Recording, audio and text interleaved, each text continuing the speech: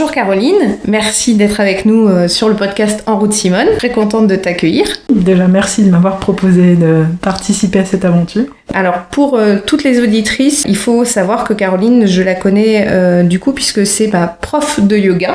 Puisque le thème d'aujourd'hui, ça va être le yoga. On va parler de yoga, on va aussi parler de méditation, parce que les deux sont intrinsèquement liés avec le profil de Caroline, donc c'est ce qu'on va venir apporter aujourd'hui.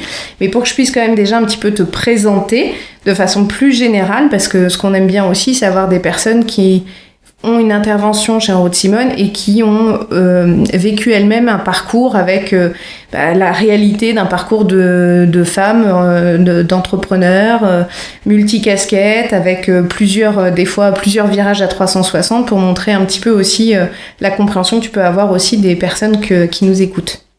Donc sur le principe, tu es enseignante de méditation et de yoga pour enfants et pour adultes, directrice donc de Graines d'Attention, et tu es anthropologue spécialisée sur la pratique du yoga et de la méditation. Ouais, les trois correspondent à ce que je fais au quotidien. Donc si ça te va, on va découper un petit peu l'échange en 5 parties. Je vais d'abord te poser des questions un petit peu sur ton parcours initial, avec l'investissement lourd, parce qu'il y a quand même un lourd passé avec des études, tout ça. Donc essayer de comprendre un peu comment tu t'es structuré professionnellement, voir un peu les fils conducteurs que tu as eu malgré de nombreux changements. Et puis ensuite, on va travailler un petit peu plus sur l'aspect du yoga et de la pratique de yoga et de la méditation dans ta vie d'abord personnelle puis professionnelle. Et ensuite, on va regarder un petit peu qu'est-ce que ça peut apporter concrètement, en particulier à un public de femmes. Alors je précise quand même que tu accompagnes tout type de personnes, mais effectivement moi j'ai trouvé que ton approche dans la pratique, elle est, je trouve, extrêmement adaptée aux femmes et c'est pour ça que je souhaitais t'avoir avec nous. Donc qu'est-ce que ça peut apporter aux femmes? Et puis un petit bonus où souvent chez En route Simone, on aime bien terminer avec un exercice, quelque chose de pratique ou un petit défi, quelque chose, et donc je t'inviterai à leur faire une proposition. Ça marche. Alors, tu as fait de longues études et tu t'es beaucoup investi dans la recherche parce que comme j'ai signalé, il y a quand même multicasquettes qui sont derrière le prénom Caroline. Et donc, qu'est-ce que ça représentait pour toi, tes études initiales à l'époque? Qu'est-ce que ça représentait au-delà du diplôme et au-delà du métier? Donc moi j'ai fait des études d'anthropologie à la Sorbonne à Paris. Mon but quand j'ai fait mes études c'était de faire de la recherche en anthropologie, c'était déjà très clair pour moi. Mais j'ai pas pu, pour des questions financières, parce que je pouvais pas financer mes études jusqu'au bout, j'ai pas pu financer mon doctorat. Et puis à l'époque il y avait pas internet, donc on connaissait pas non plus encore toutes ces possibilités de bourse, etc. Donc j'ai arrêté pour des questions financières. Et puis à la fin donc de mon DEA en anthropologie, j'ai cherché plutôt un DESS, donc c'est les vieilles appellations, désolée. Ah oui, mais quelques années. On comprendra. Et puis après du coup j'ai fait un DESS plutôt parce qu'il y avait quand même une dimension dans l'anthropologie qui me plaisait.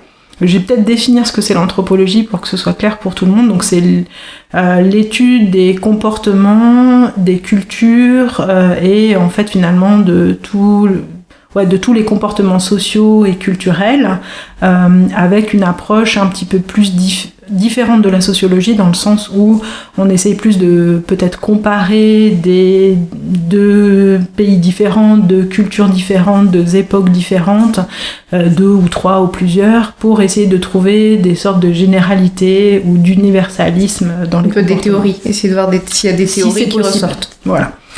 Et puis, donc du coup, moi, ça a vraiment été... quand j'ai commencé mes études, je suis vraiment tombée amoureuse de ma discipline. Là, il y a eu vraiment un coup de cœur. Donc, pour moi, il y avait une sorte d'évidence, même si j'étais pas trop en préoccupation de marché de l'emploi. Et voilà, j'étais plus sur un choix passion.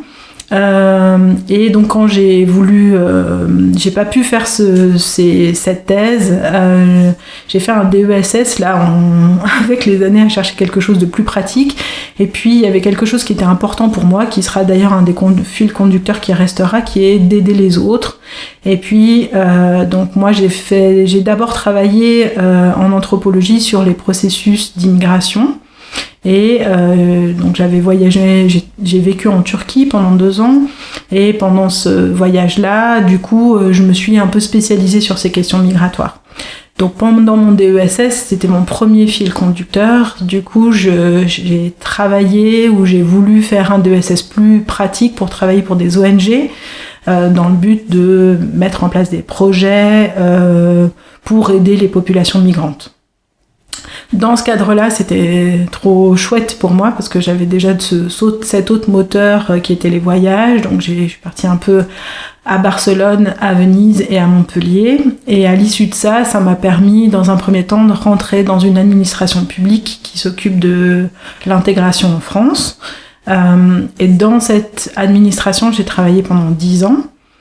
Et pour moi, c'était une vraie chance quand même parce que un des avantages de l'administration, c'est qu'on peut changer de métier sans avoir besoin de changer d'entreprise. Et du coup, j'ai changé plusieurs fois de métier. J'ai pas besoin peut-être de spécifier chacun des métiers que j'ai fait, mais ça m'a permis en gros de passer d'un travail un peu plus, je dirais, d'assistante sociale, où j'aidais les populations migrantes, à passer à responsable administratif et financier, donc où j'ai fait du budget, rien à voir, grand écart. Et puis ce premier grand écart, il a été nécessaire parce que je m'impliquais trop émotionnellement en fait vis-à-vis des gens que je recevais. Et puis du coup, j'avais plus cette juste distance qui me permettait de rester en fait en lien avec les demandes administratives et puis la réalité du travail. Donc il y avait une sorte de contradiction entre mes valeurs et l'endroit où je travaillais. Mais en même temps, comme il y avait d'autres avantages de pouvoir avoir d'autres types d'expériences, j'en ai plutôt tiré du profit de cette manière-là. Après, donc j'ai été mutée notamment à Montpellier, et puis la raison pour laquelle on est venu s'installer en Suisse, c'est mon conjoint qui nous a amenés en Suisse. Donc c'était pas un choix personnel. Au début, on n'a pas choisi la Suisse, c'est la Suisse qui nous a choisi. D'accord, ouais. On va dire ça comme ça, parce que mon conjoint a eu une opportunité professionnelle. Donc moi, je l'ai suivi, ce qui me dérangeait pas du tout, parce que j'ai toujours beaucoup bougé, donc ça n'a pas une difficulté pour moi. Et quand on est venu s'installer en Suisse, pour moi, c'était l'opportunité de reprendre cette thèse qui était toujours un jour, je ferai une thèse en anthropologie. Ce rêve qui était resté déjà quand même... C'est ça. Ce tiroir qui n'était pas fermé. Oui, qui n'était pas fermé, mais en plus où j'avais un sentiment d'urgence que si je le fermais trop tard, je sais que je me fermerais de toute façon les portes pour pouvoir faire de la recherche. Donc j'avais toujours ce moteur-là de me dire si je travaille pour faire autre chose, c'est quand même dans cette perspective à un moment donné de pouvoir y faire de la recherche.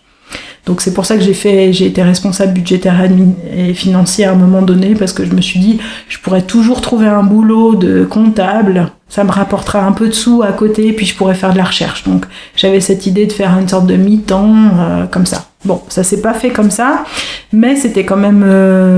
finalement, ça m'a été utile, mais ça, je le savais pas encore à ce moment-là. Bref, donc quand on est arrivé en Suisse, pour garder le fil conducteur du temps, moi, c'était l'opportunité de faire ma thèse. Donc du coup, j'ai fait une thèse à l'université de Lausanne.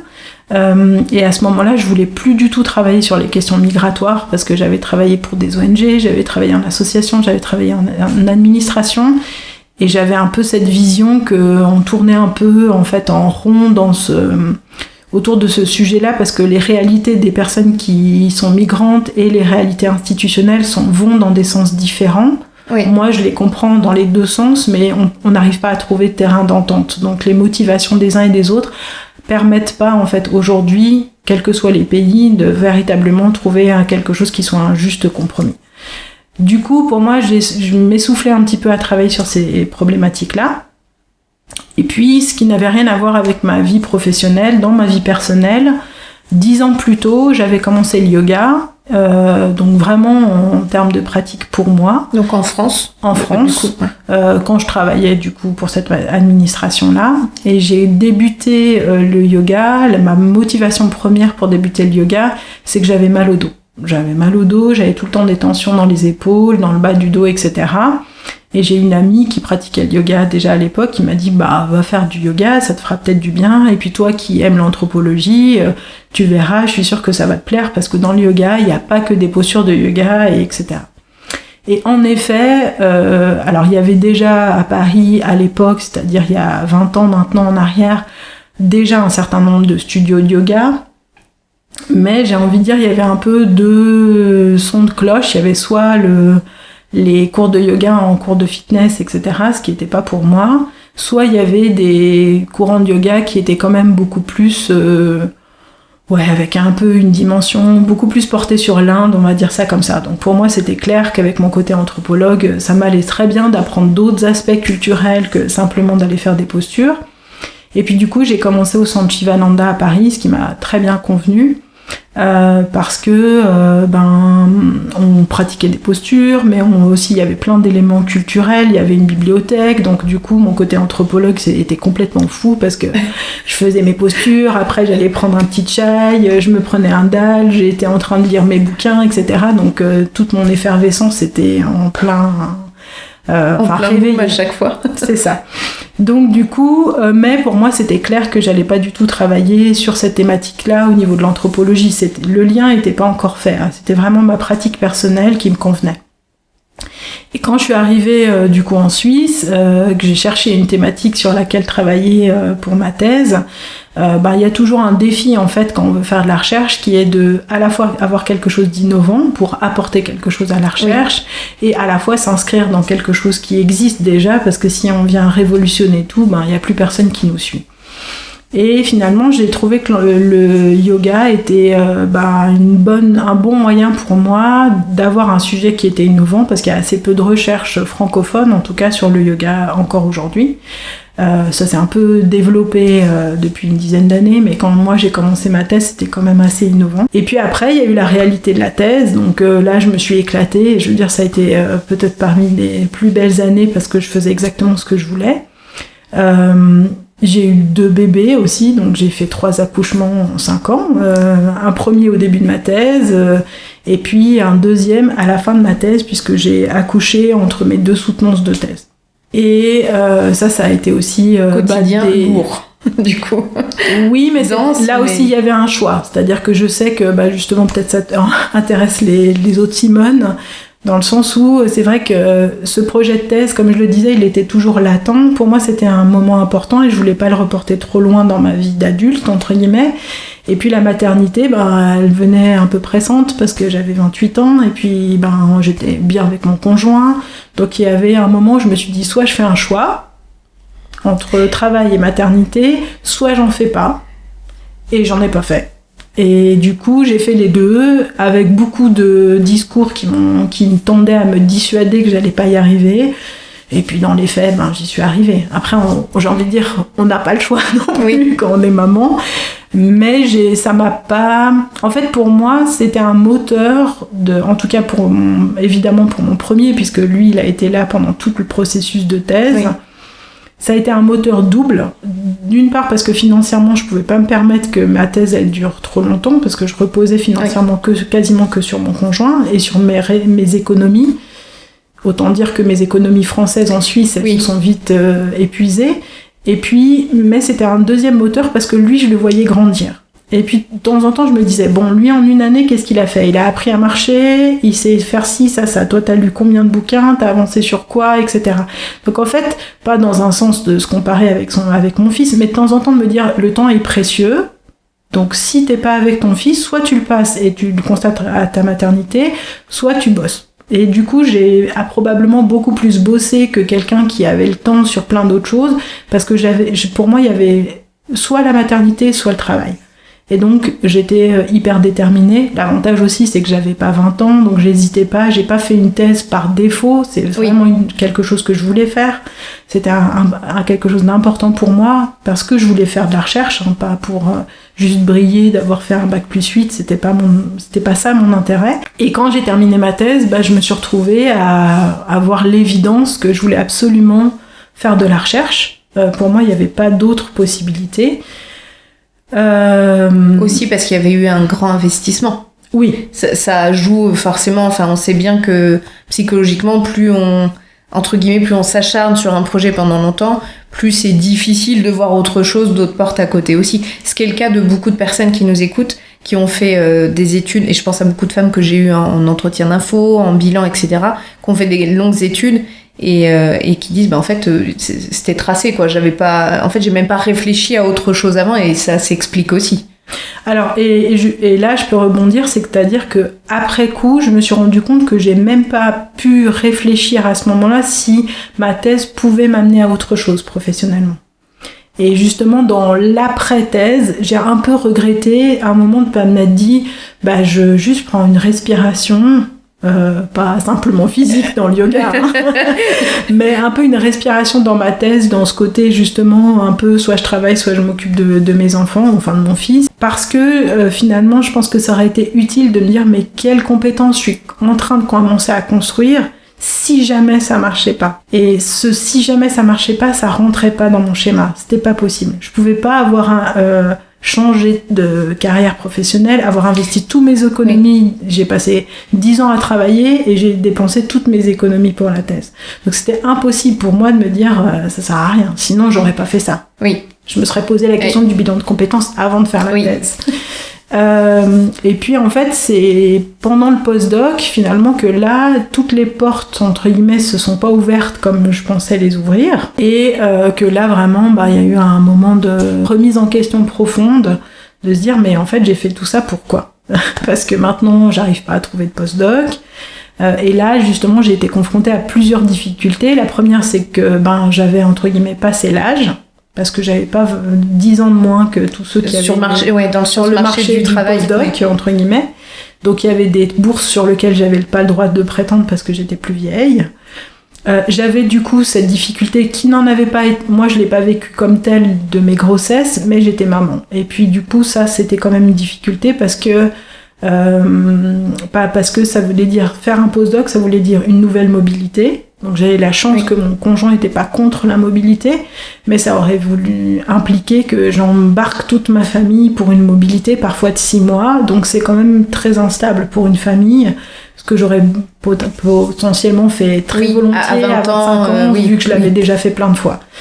Donc ça a été une autre difficulté, mais c'était pas un obstacle. Si j'avais eu l'opportunité, je l'aurais quand même fait.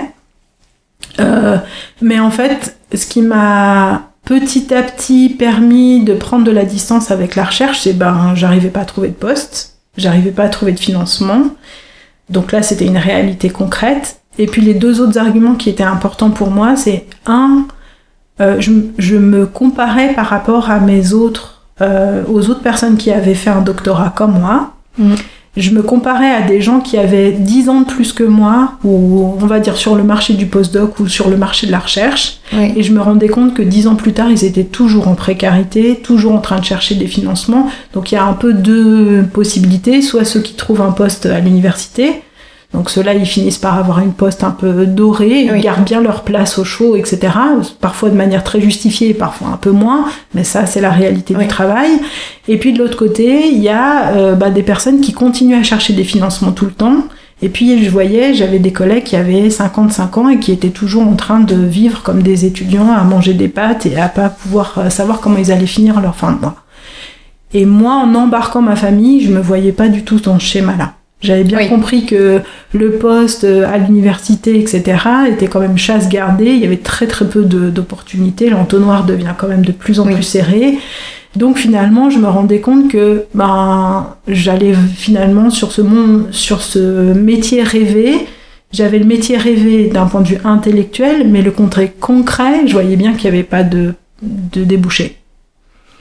Et l'autre chose qui m'a vraiment aidée à faire le deuil, parce que pour moi ça a été vraiment un deuil, ça a été traumatisant d'arrêter la recherche, ça a été de me rendre compte que il y avait d'autres chercheurs dont j'apprécie énormément les recherches qui n'ont pas percé dans la recherche. Donc pour moi c'était pas une gageure de est-ce que mon sujet est suffisamment intéressant, est-ce que j'ai fait les bonnes recherches, parce qu'il y a quand même un système pas du tout méritocratique dans la recherche, ce qui est plutôt ma valeur à moi, qui est vraiment, parfois on a le bon sujet parce qu'il est à la mode. En Suisse, il y a beaucoup de financement parce qu'on travaille sur la Suisse. En France, c'est aussi le cas, mais je veux dire, voilà, moi, j'avais pas un sujet suisse-au-suisse. Et du coup, il y avait aussi cette question qui m'a aidée, en fait, à prendre de la distance. Et puis, parallèlement à ça, là, j'avais épuisé mes économies, j'avais du coup mes 2 enfants, et puis il fallait quand même que je bosse. Et là, j'ai essayé donc j'ai fait une sorte de bilan de compétences. C'est quelqu'un qui te l'a suggéré ou c'est toi qui t'es dit peut-être que là, il faut que je cherche un espèce d'outil, quelque chose pour m'aider juste à faire un pas de recul pour voir ce que j'ai pas encore regardé finalement sur mes compétences J'arrive pas à répondre clairement à cette question. Je pense que c'est une opportunité qui était donnée à l'UNIL. D'accord. À l'Université de Lausanne, pardon pour l'acronyme.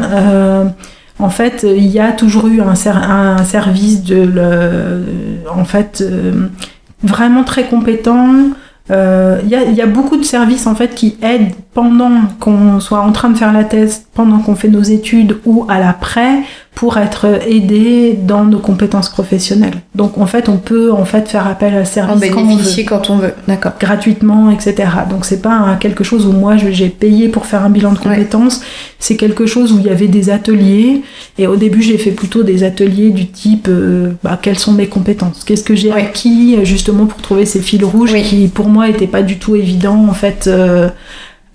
Moi j'ai l'impression d'avoir fait des choix de cœur petit à petit, mais finalement je voyais pas forcément de cohérence. Alors c'est sûr que quand j'écrivais un CV, tout semblait totalement cohérent et parfaitement lisible. Mais oui, mais parce que souvent on sait manier les mots, on sait faire. C'est ça, mais dans les faits, j'étais toujours parfaite pour toutes les choses qui m'intéressaient, puisque j'arrivais à tirer certaines cordes, vu que j'en avais en fait pas mal à mon arc. Et en fait, du coup, ce bilan, qui n'était pas un bilan de compétences individuelles, mais plutôt quelque chose de collectif qu'on a mis en place en fait avec quelques ateliers, ça m'a permis justement de trouver ces fils conducteurs, de mettre à jour mes valeurs en fait. Et puis pour moi, je me suis rendu compte que c'était un point qui était très important dans ma vie. Que mes valeurs dictaient ma conduite, ma relation aux autres, mon travail, etc. Que c'était une dimension qui était forte en fait, bien plus que si peut-être, je sais pas, mais peut-être qu'il y a des personnes qui se disent oui, il faut que j'ai un confort matériel, une sécurité matérielle, etc. Et moi, entre la sécurité matérielle et les valeurs, je préférais choisir un travail qui va mettre en valeur, qui va donner du sens à mes valeurs plutôt que donner du sens à mon porte-monnaie. De toute façon, par expérience sur le long terme, le fait de se sécuriser sur des besoins, parce que du coup le matériel c'est pas tant des valeurs, en général c'est un peu plus des besoins, ça, en général ça marche qu'un temps. Je trouve que ton choix de boussole il est bon, puisque quelqu'un qui fait un métier, même si ça correspond, en fait on l'entend bien quand on dit mais en fait c'est vide de sens ce que je fais. Oui, je remplis le frigo et oui je peux faire ça, mais en fait ça va jamais. Et il y a un truc un peu qui est latent et plus on le laisse et en général plus presque ça gangrène. Donc c'était peut-être pas si mal d'écouter quand même de toute façon les valeurs et après de voir qu'est-ce qu'on fait des besoins autour, parce qu'ils sont quand même là, ils sont présents, ils disparaissent pas. On se dit pas d'un coup, tiens, c'est merveilleux, je peux vivre du coup uniquement de valeurs, d'amour et d'eau fraîche. Non, les besoins, ils ont leur place, mais ça reste, je pense, la boussole principale, d'essayer de mettre déjà, c'est quoi, où est-ce que tu vas mettre du sens, quoi. Ce qui m'a amené à enseigner le yoga, c'est mon fils aîné, parce que quand il avait, 3-4 ans, je crois, quelque chose comme ça, il me voyait pratiquer tous les jours, parce que pendant la thèse, pour pouvoir faire la thèse, j'avais beaucoup approfondi ma pratique aussi, à titre personnel, pour pouvoir suivre des professeurs, pour pouvoir suivre des formations, parce que physiquement, j'étais encore, entre guillemets, j'avais pas cette capacité physique de faire du yoga tous les jours, puisqu'avant, c'était juste un loisir, donc du jour au lendemain, il a fallu quand même que j'aille suivre des stages, etc., donc physiquement, c'était quand même autre chose de passer un mois à me lever à 5h du matin en Inde pour aller faire du yoga, versus ma pratique une fois par semaine dans mon studio. C'est bien de préciser. donc là, mais sauf que c'était un besoin de la thèse qui a fait que j'ai approfondi ma pratique. Et puis comme je pratiquais à la maison tout le temps, etc. Mon fils il me voyait pratiquer et puis une fois il est venu sur mon tapis et puis il m'a dit maman je veux faire avec toi. Moi je savais pas comment faire en fait, tout simplement. Je savais pas comment faire avec mon fils. Moi je lui ai montré 2-3 trucs, c'était pas encore tellement les YouTube où il y avait 50 tutos pour faire avec les enfants.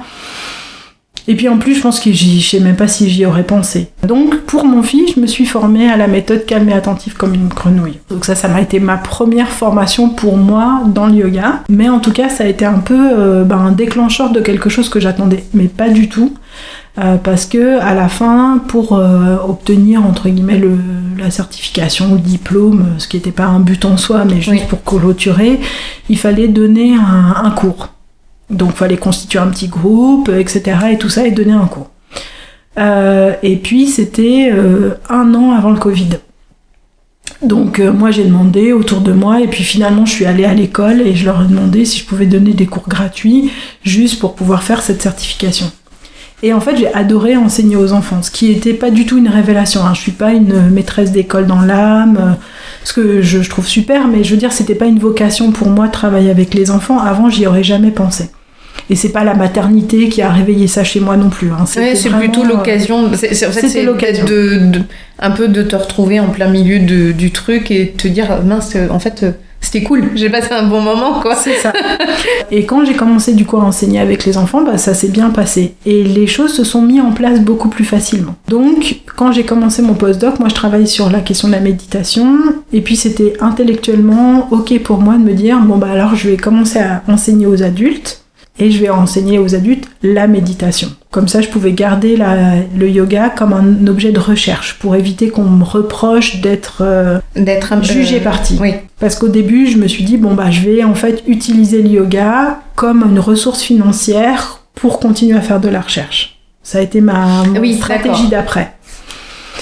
Et puis, petit à petit, c'est l'inverse qui s'est passé, c'est-à-dire que je me suis rendu compte que si je voulais développer Graines d'attention, je pouvais pas laisser autant de place à la recherche.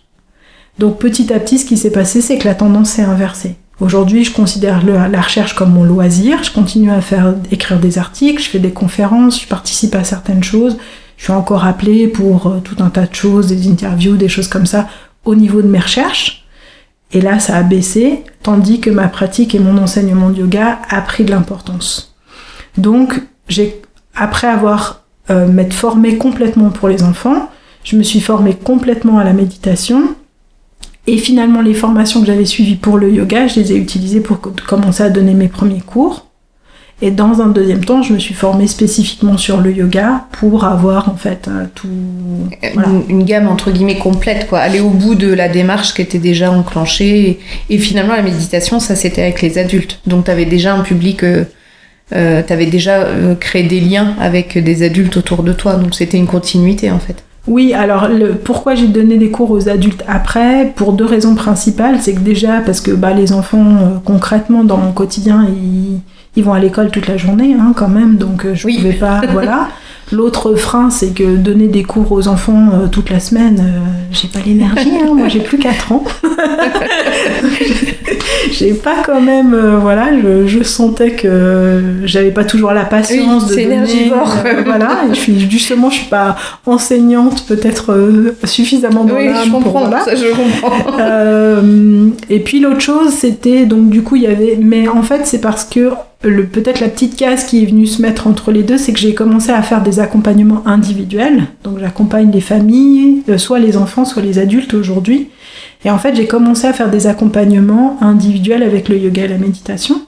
Et en faisant ces accompagnements-là, donc on cible sur une problématique en particulier, par exemple un enfant qui a un problème de confiance en lui, on utilise les outils de la respiration, du yoga et de la méditation pour lui permettre de développer sa confiance en lui ou une autre thématique.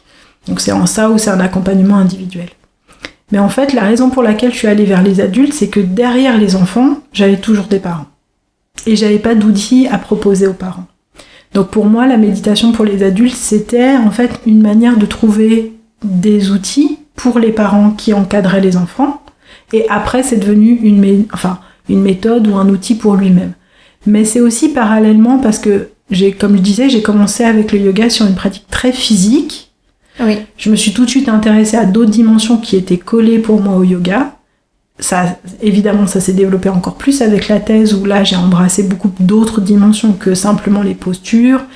Et en fait, pendant cette période-là, j'ai découvert véritablement la méditation. Avant, c'était un espèce de petite relaxation de fin de cours. Et puis, en fait, je suis bien, c'est cool. Bon, ok. C'est ça, méditer ? D'accord, ça va. J'y vais tous les jours si vous voulez. Et en fait, je me suis rendu compte que la méditation, c'était pas du tout ça. Et puis c'est là où j'ai commencé à structurer, à comprendre ce que c'était, à le ressentir, à le vivre, à l'expérimenter, et puis à le mettre dans mon quotidien. Et là, j'avais vraiment envie de le transmettre, parce que je trouvais que, justement, les gens stressés, inquiets, en avaient besoin. C'est ce que j'allais te demander de façon concrète, parce qu'on a vu que donc, tu le pratiquais en fait, tu as toujours commencé par une pratique finalement personnelle sur ce que tu fais aujourd'hui. Ça a démarré d'une pratique personnelle pour s'amener après dans une vie professionnelle. Mais est-ce que toi, concrètement, qu'est-ce que ça a modifié ? Est-ce que tu as, par exemple, tu as dit j'ai démarré le yoga par rapport au dos. Initialement, c'était juste ça, j'avais mal au dos. Et la méditation, tu as dit là, j'ai commencé à le ressentir, j'ai commencé à vraiment le comprendre aussi davantage. Qu'est-ce que ça a modifié dans ta vie, la pratique du yoga et de la méditation ? C'est pour ça que je dis les deux, parce que je sais pas si les deux d'ailleurs sont liés ou pas dans ce que ça t'apporte. Est-ce que ça t'apporte des choses différentes ou pas ? Mais qu'est-ce que ça t'apporte par rapport... Est-ce que tu as senti des changements ? Et si oui, est-ce que c'est physique, mental ou les deux ? Ça a tout changé. Ça a tout changé dans ma vie, le yoga. Il n'y a pas un aspect qui n'a pas changé dans ma vie grâce au yoga. Ça a changé ma profession, ça a changé mon rapport à moi-même, ça a changé peut-être plus la pratique de la méditation, et beaucoup plus tard, là je tiens à dire peut-être les 10-15 premières années, la pratique du yoga pour moi était détachée d'une dimension spirituelle. Et puis je veux dire, aujourd'hui, je peux le dire sur un écran, en étant enregistré, ce que j'aurais eu peut-être plus de pudeur, même il y a quelques années à le dire, parce que c'était pas encore conscientisé pour moi. Donc ça a changé un rapport à la spiritualité. Oui. Pendant certaines périodes justement de la thèse, j'ai expérimenté d'autres choses. Donc je suis devenue végétarienne à un moment donné. Maintenant, je le suis plus 100% parce que je manquais un peu de vitalité. Donc du coup, je mange quand même de la viande de temps en temps. Et puis la pratique, alors ça c'est peut-être la pratique du yoga, ça m'a changé mon rapport à mon corps, mon rapport à mon alimentation, et puis du coup j'étais beaucoup plus calme, donc aussi un peu dans mon rapport aux autres. Après ça n'a pas changé ma personnalité ni mes caractéristiques, ça a changé mon métier. La méditation, je dirais, c'est plutôt dans mon rapport à l'instant présent. Ce qui est très très difficile, encore plus dans notre société, d'être dans l'instant présent. C'est presque ce qui est le plus compliqué, parce qu'on est tellement happé par plein de choses à longueur de temps. Notre attention, c'est presque... d'ailleurs, c'est ce qui est vendu, même d'un point de vue marketing. Ce qu'on vient chercher, c'est notre attention. Donc, c'est très compliqué de ramener dans l'instant présent. Et d'ailleurs, je tiens à dire que quand tu fais ta pratique, c'est ce que tu nous invites à faire à chaque fois en séance, d'essayer de nous ramener tout le temps. D'essayer de ramener par le corps, en l'occurrence, mais... je pense que c'est parce que c'est aussi en fonction de la pratique qu'on a et du niveau qu'on a, mais c'est pas évident, je trouve, de ramener à la personne à « tiens, là, je suis là tout de suite, maintenant, et je vis un instant en ce moment que j'ai choisi ». Et ça, cette capacité d'être plus dans l'instant présent, est-ce que tu as mis beaucoup alors je sais pas, de mois, d'années, mais est-ce que c'est long avant de réussir à récupérer cet espace mental ? Je sais pas répondre à cette question. Allez, une petite réponse de Normand, oui et non. Alors je dirais non, dans le sens où déjà, si on est dans une pratique corporelle, alors ça peut être par le yoga, mais je tiens à dire qu'il y a d'autres pratiques qui peuvent amener ça. Si on fait par exemple de la plongée, si on fait... parce qu'il y a un travail sur le souffle, c'est pour ça que je pense à la plongée. Si on chante aussi, un autre travail sur le souffle... Il y a des moments où on est vraiment dans l'instant présent aussi, si on est très concentré, connecté, etc. à certaines choses. On sait, en fait, être dans l'instant présent, on sait tous le faire. Là maintenant, si je le fais avec toi, si on met nos pieds au sol et qu'on essaie juste de sentir ça, le contact de notre corps, par exemple avec la chaise où on est là, ou même si les Sibonnes font ça en même temps, et bien en fait on est tous là, ici, en contact avec nos pieds, en contact avec ce sol-là, avec cette chaleur-là, ou cette température-là. Et ça c'est simple, tout le monde est capable de le faire. C'est juste qu'on oublie. Oui, j'allais dire, mais ouais, on est déconnecté des fois. C'est ça, c'est-à-dire qu'en fait notre attention elle est toujours prise par un certain nombre de choses, et en fait ce que nous amène la méditation en pleine conscience, c'est en fait à découvrir que dans un même instant, on peut choisir de déposer notre attention où on veut. On peut être dans nos pieds, on peut être dans la tête, on peut être concentré sur la discussion qu'on est là. Et plus on va exercer ça, plus on va être conscient du choix qu'on a à chaque instant. Donc il y a des moments où on a bien sûr besoin d'anticiper. Moi aussi, je fais ma liste des courses pour la semaine, donc je suis aussi en train parfois de penser à des choses. Parfois, je suis aussi inattentive, je sais pas, il il y a quelques mois, je me suis foulé la cheville, c'était un moment d'inattention. Je faisais pas attention où je marchais, j'ai loupé une marche. Donc bien sûr, ça m'arrive encore d'être dans l'inattention et pas d'être tout le temps présente. Ça, ce serait une illusion de croire ça.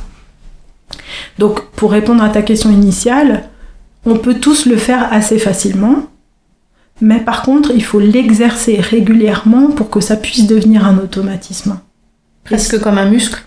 Exactement. Enfin, si on devait donner une image, quoi. Alors ceux qui travaillent en sciences cognitives sur l'attention disent que c'est un muscle, l'attention. Donc ça veut dire que tout le monde peut démarrer de zéro et progresser. Mais tout le monde peut pratiquer.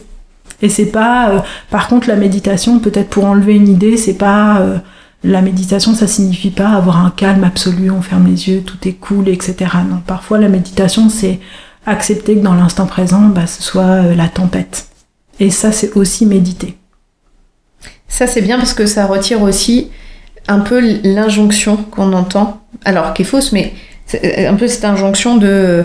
Pour méditer, il faut forcément être dans l'instant présent, avec cette idée que c'est le vide, et que c'est l'encéphalogramme de la grenouille, et que c'est ok. Et à chaque fois, c'est hyper pénalisant et culpabilisant, parce que, et encore plus quand on est une femme, parce qu'en vrai, on a 15 000 tiroirs d'ouverts tout le temps, et c'est agaçant de se dire, mais je sais pas, moi... ne rien faire et penser à rien, je sais pas en fait quoi, c'est hyper difficile et c'est culpabilisant de se dire ça, alors que là ce que tu dis c'est peut-être aussi être présent au moment où c'est tempétueux et finalement c'est peut-être ok comme ça. Oui, et peut-être aussi pour rajouter un autre aspect déculpabilisant, c'est que finalement on nous entraîne depuis qu'on est tout petit à être des êtres pensants. Ce qu'on valorise dans nos sociétés, c'est à savoir réfléchir.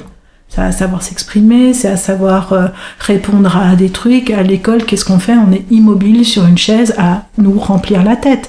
Donc on apprend toute notre vie à savoir penser, mais on n'apprend pas toute notre vie à être en contact avec notre corps et notre réalité. Mais par contre, tout le monde est capable de le faire. Mais il faut y consacrer en effet un peu de temps, un peu de disponibilité.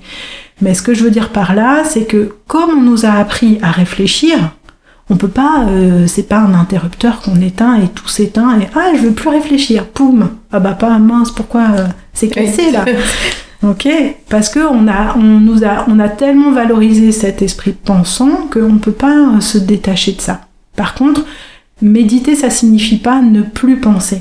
Ça signifie avoir un pas de côté pour comme si on était dans une situation un peu, j'ai envie de dire méta, de dire mon Dieu, mais tout ça dans ma tête. Je suis en train de penser à tout ça en même temps. Et qu'est-ce que ça fait dans mon corps quand je pense à tout ça ? J'ai les épaules tendues, j'ai la mâchoire crispée. Là, c'est déjà de la méditation. Ça, c'est déjà être dans l'instant présent. Et ça, tout le monde est capable de le faire. Et est-ce que, de façon générale, est-ce que, par exemple, les femmes qui... parce que souvent, nous, il y a beaucoup de mamans avec des enfants en bas âge, donc avec ce que ça génère physiquement, en tension, puis en charge mentale. Est-ce que le fait d'aller pratiquer du yoga ou de la méditation, est-ce que une fois par semaine, est-ce que 30 minutes, à partir de quand ça peut commencer à faire du bien, que ce soit physiquement ou mentalement ? Est-ce qu'il y a, à partir par du exemple, moment où on pratique donc n'importe quel temps qu'on va s'accorder va déjà être une petite porte. J'ai envie de dire, déjà le fait de s'octroyer des pauses, c'est peut-être un des exercices que je voulais proposer aux Simone. S'octroyer des pauses, c'est déjà l'essentiel. Donc une pause, ça peut être 1 minute, 2 minutes, plusieurs fois par jour. Et 1 minute, 2 minutes, même quand on est maman, et je le sais, je suis moi-même maman, j'ai même moi-même une activité professionnelle, etc. En fait, c'est possible. On a l'illusion que c'est pas possible, d'accord ? Et comment en fait c'est possible ? Comptons le temps qu'on scrolle nos téléphones portables, d'accord ? Ce temps, au lieu de scroller bêtement parce qu'on est fatigué, on se dit ça va nous faire du bien, ça c'est une dépense énergétique inutile. Par contre, se dire, ok, au lieu de prendre mon téléphone portable et de scroller, je vais passer 2 minutes à respirer. Et je peux le faire même si mon enfant il est en train de jouer à côté de moi. Je peux être là, le voir en train de jouer, tournicoter, puis je reviens juste à ma respiration. C'est possible en fait. Ça coupe pas du quotidien. Ce serait une illusion de se dire oui, machin, il faut forcément que je fasse. D'ailleurs, c'est assez intéressant parce que justement pendant mes recherches, j'ai beaucoup travaillé sur les sciences du sport. Et en sciences du sport, on apprend que finalement, c'est beaucoup plus utile de faire du sport 1/4 d'heure par jour que de faire 1h30 une fois par semaine. Donc c'est-à-dire qu'il vaut mieux une régularité quotidienne courte que faire une grosse pratique une fois par semaine. Ce qui est peut-être même plus facile du coup quand on a beaucoup d'activités de se dire je me consacre 5 minutes, mais 5 minutes tous les jours, plutôt que... Alors c'est bien, mais ça me conforte aussi dans un truc que je demande souvent, pour celles qui ont beaucoup de charge mentale et très peu de temps, je leur demande de commencer à revenir à elles juste avec 5 minutes, des fois d'étirement ou de quelque chose le matin, mais un moment fixe de la journée, en leur disant juste 5 minutes. Pas plus, mais juste 5 minutes pour revenir au corps. Et en fait, ça, c'est peut-être même, donc tu dis, plus bénéfique que de des fois se dire il faut que j'arrive à trouver 1h30 dans mon emploi du temps pour aller sortir, prendre la voiture, aller faire ma pratique, revenir. Alors, disons qu'en termes de porte d'entrée, je pense qu'il vaut mieux déjà avoir cette hygiène de vie au quotidien, de se dire ok, parce que ça permet d'éviter aussi d'aller peut-être parce que charge mentale veut dire potentiellement des douleurs chroniques, ceux qui ont toujours mal au dos, les cervicales, la mâchoire, et puis après, du coup, dans 6 mois, 1 an, on finit par aller voir le médecin parce qu'on comprend pas pourquoi on a toujours mal à un endroit. Donc s'arrêter au quotidien, pour moi, ça fait partie de l'hygiène de vie qu'on devrait avoir, comme se brosser les dents. Et ça, c'est clair que, entre guillemets, d'une manière régulière, c'est extrêmement bénéfique. Maintenant, c'est vrai que si, par exemple, En fait, moi, je pense qu'il y a un moment donné où il faut faire des choix. Et il faut faire des choix, il faut se choisir. Et en tant que maman, et en tant que professionnelle, et en tant que... En fait, on voit toujours toutes nos responsabilités au premier plan. Et après, en bas de la liste, il y a « et moi ». Et en fait, de temps en temps, il faut que ce « et moi », il soit en haut, pour que en fait, tout ce qu'on fait d'autre soit plus aligné. C'est-à-dire que je suis persuadée que faire une pratique, 10 minutes, 1/4 d'heure d'étirement, c'est bénéfique pour qu'on soit plus efficace au travail. Et ça, j'en suis certaine. Et même, il y a certaines études scientifiques qui le prouvent. Donc, en fait, se choisir, c'est gagner de la qualité relationnelle après. C'est gagner de l'efficacité professionnelle. Donc, même si j'aime pas du tout qu'on utilise le yoga, je tiens à le dire, d'un point de vue utilitariste, de dire faites du yoga parce que comme ça, vous serez plus efficace au travail, c'est pas du tout le propos. Je le précise un petit peu parce que je voudrais pas que ce soit interprété comme ça, mais c'est plus dans l'idée que oui, évidemment, qu'à la limite on va pas être perdante, quoi. De se dire tu vas pas être perdante, à de toute façon te prioriser. Oui, et puis en plus, de temps en temps, il faut choisir dans le sens où, oui, bien sûr, on peut amener son gamin faire encore une activité extrascolaire ou l'amener faire du foot et tout ça. Mais est-ce que de temps en temps, 1 fois par semaine, on peut pas s'autoriser à avoir un moment pour soi ? De la même manière, peut-être un conseil qui est pas encore un conseil, mais souvent, en tout cas dans mes élèves, il y a beaucoup de gens qui me disent oui, mais moi à la maison j'arrive pas, je peux pas prendre machin, je prends mon tapis, mais il faut que je me mette dans une salle, dans une pièce, et puis il y a mes enfants qui arrêtent pas d'arriver. Moi, vous savez où je pratique ? Dans mon salon. Je mets mon tapis au milieu, tout le monde est au courant. Ce qui se passe, c'est que oui, il y a du bruit autour de moi. Oui, ça demande que je me concentre 3 fois plus sur moi. Oui, ça nécessite que j'aille pas vérifier la cuisson du poulet ou que je réponde à « Maman, il est où mon t-shirt ?» Oui, pendant ce moment-là. Mais physiquement, tout le monde sait que je suis en train de pratiquer. Et je me cache plus pour le faire. Sauf que dans les faits, ça fait que parfois, j'ai mes enfants qui prennent leur tapis et viennent pratiquer à côté de moi, parce qu'ils me voient faire. Parce que à côté de ça, ils comprennent que moi, je suis une priorité et j'ai besoin de me calmer pour pouvoir être disponible pour eux. Donc, il y a un autre message, presque, en tout cas à mon sens, pédagogique, et dire à mes enfants, vous n'êtes pas obligés de répondre aux sollicitations des autres. Si vous vous sentez que vous êtes fatigué, prenez un moment pour vous. Et c'est ce que maman est en train de vous montrer. Donc, quelque part, je pense que c'est aussi utile pour l'enseignement qu'on peut transmettre en famille, en fait, si on pense au fait qu'on a une charge familiale. Oui, parce que souvent, ce qu'on ressent, c'est le fait que c'est difficile de poser ses limites. Mais en fait, quelque part, là où tu as raison, c'est que si déjà, en tant que parent, on est l'exemple même de ces enfants de poser ses limites, en fait, ce sera beaucoup moins difficile pour eux en tant qu'adultes de trouver normal de poser une limite, sans que ce soit finalement quelque chose de pas sympa pour celui qui est en face, mais juste quelque chose qui est normal pour soi-même. Et en fait, c'est comme ça qu'on peut aussi aider à changer petit à petit les mentalités.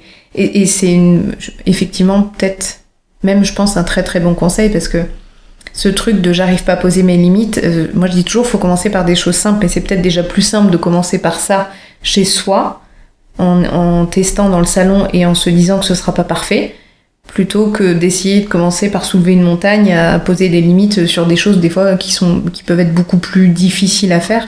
En fait, commencer déjà chez soi, c'est déjà un premier pas, et en plus accessoirement ça peut servir aussi à la famille, donc Moi, je soulignerais peut-être un autre point que tu as dit, c'est surtout acceptons que ce soit imparfait. Moi, je pratique pas toujours avec mon legging de yoga. Je suis en jean parfois, mais je sens que j'ai besoin de m'étirer. Donc, en fait, il n'y a pas besoin que ce sera toujours imparfait. Même dans une salle de yoga, il peut y avoir une mouche qui rentre dans la pièce. Même avec un super prof, mince, mais c'est pas du tout cette posture-là que j'avais besoin de faire maintenant. Donc en fait, les conditions parfaites, elles n'existent pas. Si on lâchait un peu sur cette idéalisation du parfait pour pouvoir faire bien, en fait, faisons imparfaitement, ce sera déjà bien mieux que pas faire du tout. Ah, c'est très très bien. Alors, si ça te va, je vais te demander du coup deux choses. La première, c'est pour les... je pense que tu as répondu à comment est-ce qu'on peut dépasser l'idée de c'est pas pour moi ou j'ai pas le temps, parce que comme tu l'as dit, on peut le faire déjà imparfaitement et on peut le faire chez soi. Mais si tu devais du coup transmettre une chose essentielle à des femmes, puisque nous, souvent quand elles viennent vers nous, c'est qu'elles sont dans un moment de doute et un moment où il faut réajuster. Et souvent on est mal, physiquement, mentalement. Ce serait quoi la chose essentielle ou le conseil que tu pourrais apporter à ces femmes-là sur cette période de vie, sur ces transitions de vie que tu as vécues aussi à plusieurs reprises, donc tu es bien placée aussi pour pouvoir en parler? Ce serait quoi la chose que tu aimerais déjà transmettre? De les vivre, dans le sens de pas les fuir, parce que souvent c'est des moments qui sont clés dans la vie et qui nous permettent en fait des transformations profondes. Moi, ce que j'observe, et puis là je peux parler plus dans mes recherches sur le yoga, j'ai vu beaucoup de gens qui débutaient le yoga parce qu'ils étaient dans des périodes de transition dans leur vie. En sociologie, on parle de bifurcation, donc ça a une bonne changement de trajectoire, c'est-à-dire que les raisons des bifurcations, elles sont multiples. Ça peut être j'ai eu un deuil, je me suis fait licencier, j'ai eu une maladie, j'ai eu une maternité, donc quelque chose qui soit suffisamment important dans une vie pour faire une sorte de rupture biographique. Ça veut pas dire une rupture, la fin du monde, burn-out, etc. Ça peut être aussi quelque chose de plus léger, ça peut être un déménagement, ça crée une rupture dans le chemin biographique. Donc ça, on parle de bifurcation, et ces moments-là sont des opportunités dans la vie de se poser les questions de qu'est-ce que je veux vraiment, qui je suis et où est-ce que je veux aller. Et en fait, de pas se noyer dans je vais pas bien, donc il faut que je trouve des solutions pour aller bien. En fait, je vais pas bien est significatif de quelque chose. Dans le sens où, moi je dis souvent que, par exemple pour les personnes que j'accompagne, grâce au yoga et à la méditation, chez les adultes, j'observe beaucoup de gens qui arrivent vers le yoga et la méditation dans l'idée de vouloir aller bien, ce qui est tout à fait louable. Mais si on ressent de l'angoisse, de la tristesse, de la colère, que dans nos sociétés on va connoter de manière péjorative, c'est pas bien d'être en colère, c'est pas bien d'être triste. Mais chacune de ces émotions, elle a quelque chose à nous dire. D'accord ? Par exemple, la colère, c'est souvent un signe qu'on a finalement atteint nos limites. Justement, tu parlais de limites tout à l'heure. Donc si finalement je me mets en colère, au lieu de savoir comment lutter contre, je devrais aller écouter ce que la colère a à me dire. La colère, elle a à me dire que là, ça dépasse mes limites. Et si ça dépasse mes limites, comment je peux faire pour ne plus dépasser mes limites ? Donc, dans ces moments de transformation, peut-être l'idée, ce serait plutôt de dire « Ok, là, je vis quelque chose qui est hyper bouleversant. J'ai le droit à un peu d'autocompassion. Ouais, c'est dur ce que je vis. Bien sûr, c'est pas facile. Bien sûr, j'aimerais être ailleurs dans cette situation-là. Et c'est humain et c'est légitime. Mais par contre, c'est aussi une opportunité. Donc d'être plus dans l'ouverture de qu'est-ce que ce moment peut venir révéler chez moi et c'est quoi le message qui est derrière. Oui, et puis d'accepter que oui, ça brasse, oui, c'est difficile, oui, tout ça. En fait, l'idée on parle beaucoup d'acceptation, par exemple, dans la méditation. Accepter, ça veut pas dire ouais, trop bien, je suis déprimée en ce moment, wouhou, j'ai envie de vivre cette période-là de ma vie. C'est plutôt dire je suis déprimée en ce moment. Comment je le ressens ? Comment je le vis ? Au lieu de, peut-être, ce qui peut être très intéressant, et je dis pas qu'il faut pas faire ce travail-là, mais c'est pas l'approche de la méditation. On peut faire un travail, par exemple, psychanalytique ou psychologique, de se dire oui, dans mon histoire, quand j'étais enfant, pourquoi j'en arrive là, pourquoi j'ai ta. Ça, ce sera plutôt le domaine de la psychologie, qui est tout à fait louable et qu'on peut tout à fait faire pareil. Oui, ça peut être l'approche de la méditation, elle va être autre, et parfois il y a des gens qui font ce travail-là en parallèle, et c'est super, mais l'approche de la méditation, elle va être plutôt dans l'instant présent. Ça, c'est ma réalité, comment je le ressens physiquement, et qu'est-ce que j'en fais, qu'est-ce que je peux faire avec ça. Parce que si je l'écoute, du coup, je peux en faire quelque chose. Je peux choisir, par exemple, je suis complètement déprimée, ouais, mais moi, je me ressens pas là-dessus. Je peux accueillir le fait que je sois complètement déprimée, mais après, il va falloir que ce soit un moteur. Parce qu'il faut que j'aille remplir mon frigo, parce que je peux pas laisser ma famille dans cette... Mais au lieu que ce soit une prison dans laquelle j'agisse sans accueillir ce que ça vient bouleverser, j'accueille ce que ça vient bouleverser, et après, je retrouve mon moteur pour pouvoir aller trouver des solutions. Et du coup, je te remercie parce que c'est assez cohérent avec beaucoup de choses que souvent je dis de s'autoriser en fait ce moment quand ça va pas, s'autoriser ce moment où ça va pas en fait et le vivre complètement. Et souvent j'ai un truc où je dis et je me souviens, je crois même que c'est dans le premier épisode du podcast En route Simone où j'explique que personnellement je m'autorise complètement à vivre les moments où ça va pas. Parce que en fait, pour que ça passe, il faut que ça vienne me traverser. Plus je vais essayer de fermer et boucher, et moins ça va être positif de toute façon pour la suite. Et je dis souvent, mais j'ai tendance à timer, à me dire, ok, là je m'autorise pendant toute une soirée à bouder, à pas être contente et à dire que c'est injuste parce que ça va me faire du bien. Et puis par contre, demain c'est ok. Par contre, maintenant c'est qu'est-ce que j'actionne derrière ça. Mais par contre, je m'autorise vraiment à essayer de vivre complètement parce que je sais que j'ai besoin de toute façon, et je l'ai appris des fois à mes dépens, mais j'ai besoin d'accepter que ce soit compliqué et difficile, et puis ça fait partie en fait de la vie. Donc plus on le repousse, plus de toute façon l'effet boomerang va être, voire même plus désagréable, je trouve, que de l'accepter au fur et à mesure. Donc je trouve que c'est extrêmement intéressant. Et si tu devais du coup, d'un point de vue physique, puisqu'on ramène beaucoup au corps avec toi, et c'est ce que j'aime beaucoup, si tu devais transmettre un exercice simple, quelque chose de facile qu'elles peuvent mettre en application, soit déjà en écoutant, soit juste après l'écoute, ce serait quoi un premier exercice de ramener au corps, un premier exercice facile que tout le monde peut faire et qui peut être déjà une première approche, une première découverte? Déjà, j'ai donné presque des petites premières pistes. Alors, si on mobilise peut-être au niveau plus de la méditation et de la respiration, ça pourrait être, quel que soit l'endroit où on se trouve, de s'arrêter, déjà. C'est ce que j'appelle l'exercice du stop. Donc, juste de choisir de s'arrêter et de se taire. Et puis peut-être on peut fermer les yeux et juste ressentir quelque chose qui est là, spontanément. Alors peut-être qu'il y a une tension, peut-être qu'il y a des pensées, peut-être qu'il fait chaud, peut-être qu'il fait froid, peut-être qu'on a faim. Juste de venir ressentir ce qui est présent. Et là, déjà, c'est une manière de marquer une pause. Et il y a une première étape qui est, qu'est-ce qui se passe dans ma tête ? Oh là là, ça tourne, il y a plein de pensées. Et au lieu de venir écouter chacune de ces pensées, de dire, oui, il y en a beaucoup, il n'y en a pas beaucoup, ou il n'y a pas de pensée du tout. Ça arrive aussi. Et puis d'aller voir dans le corps. Tiens, je ressens, par exemple, là, personnellement, j'ai mes pieds qui sont en contact avec le sol. Je sens mes chaussettes. Je sens les muscles qui sont détendus. Ou si je ressens une tension, je peux, desserrer ma mâchoire, desserrer les épaules. revenir à ma respiration. Et puis, juste mettre un mot sur ce qui est ressenti maintenant. Je me sens bien, je me sens agitée, inquiète. Et je peux continuer ma journée.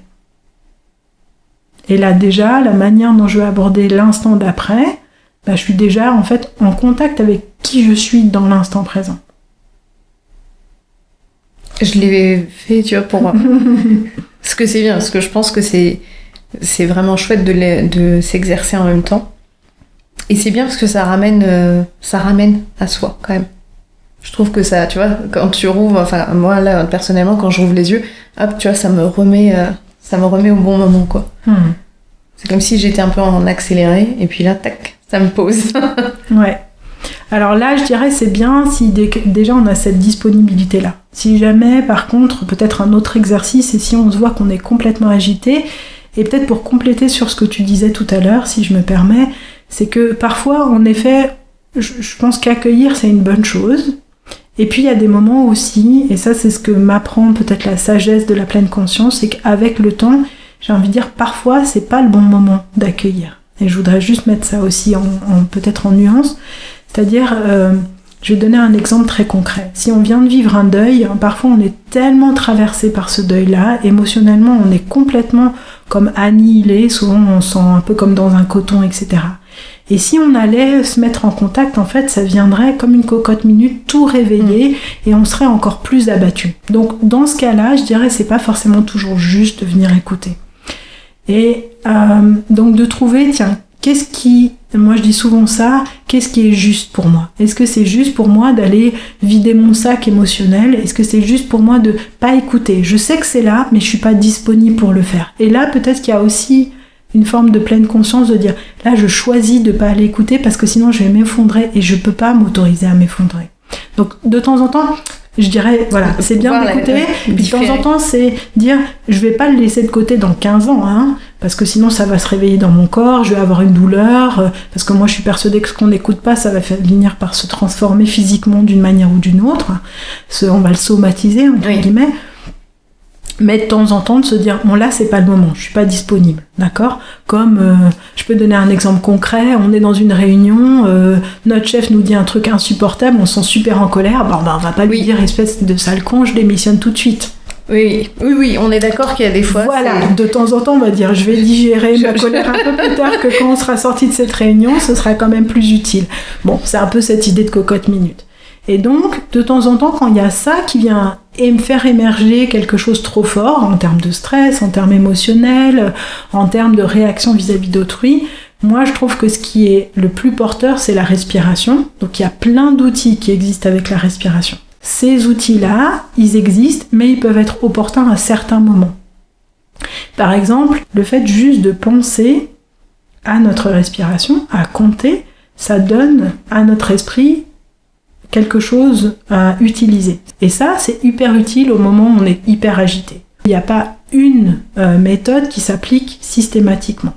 Par contre, si pour les Simone, l'idée c'est qu'est-ce que je peux faire quand j'ai les têtes hyper agitées, me concentrer sur mon bout du nez, respirer, sentir sur combien de temps j'inspire, sur combien de temps j'expire, ça marche.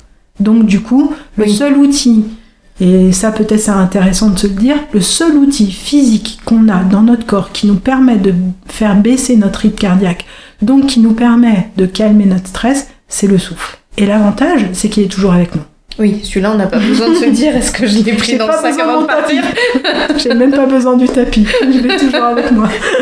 Eh ben merci beaucoup Caroline. J'aimerais bien, si c'est possible, que tu puisses nous dire où est-ce que on peut te retrouver, qu'est-ce que tu fais comme activité différente, parce qu'il y a plusieurs façons de te retrouver. Alors ils peuvent me retrouver d'abord avec Graines d'attention, donc ça s'écrit Graines avec un S et d'attention tout attaché, donc il y a un site internet. Un peu deux activités principales, on va dire. La première c'est tout ce qui est lié à la pratique. Là il y a des cours pour enfants, des ateliers et des camps pour les enfants. Donc les camps, c'est plutôt pour les vacances de printemps et les vacances d'été. Donc là, par contre, ce sera que en gruyère, hein. Ce sera pas pour toutes les semaines françaises, mais voilà.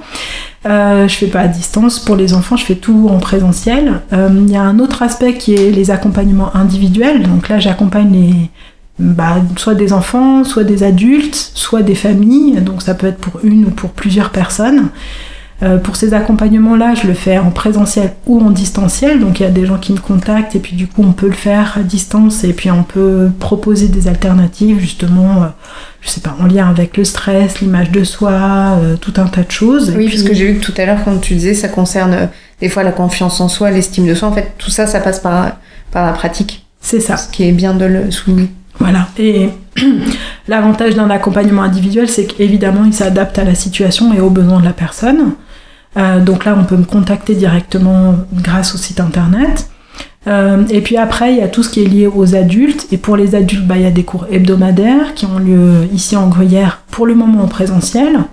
Il y a des cours de méditation, et ça c'est soit en distanciel, soit en présentiel. Donc là, ça suit le programme qu'on appelle MBSR, qui est l'utilisation de la pleine conscience pour lutter contre le stress, justement, qui est un programme structuré, qui a été prouvé scientifiquement.